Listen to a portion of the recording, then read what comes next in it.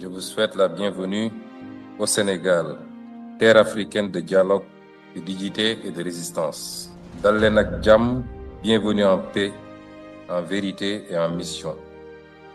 Il y a 100 ans, en 1925, naissait à Fort-de-France un enfant auquel nul n'aurait pu prédire un destin si singulier.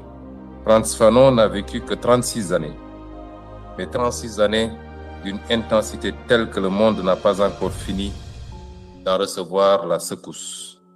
Fanon fut martiniquais par naissance, français par contingence administrative, africain par lucidité, algérien par engagement. Et enfin, citoyen d'une humanité qu'il voulait reconstruire depuis ses ruines. C'est pourquoi, pour Fanon, la libération n'est pas un événement politique, c'est un processus thérapeutique. C'est un travail de désintoxication mentale. C'est la rééducation d'un peuple blessé pour qu'il cesse enfin de douter de lui-même. Il écrivait avec une lucidité qui glace encore aujourd'hui. Fanon nous a appris qu'une indépendance qui ne libère pas les consciences n'est qu'un décor renouvelé.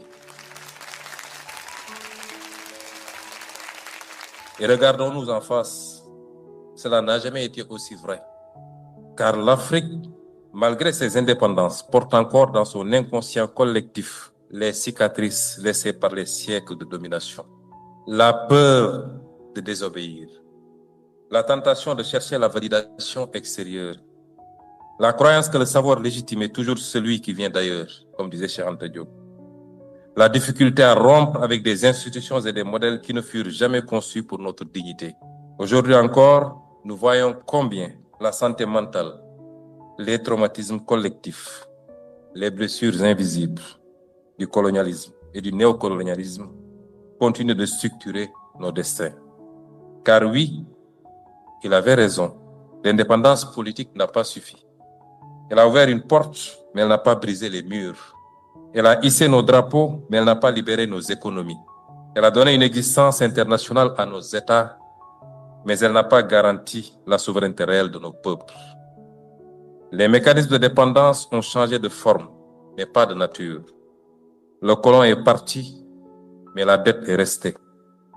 L'administration coloniale s'est retirée, mais les accords inégaux sont demeurés. Les gouverneurs ont disparu, mais les injonctions des institutions financières internationales ont pris le relais. Les frontières ont été rompues, mais nos monnaies sont restées arrimées. La forme a changé, mais la structure jamais entièrement. C'est pourquoi le combat continue.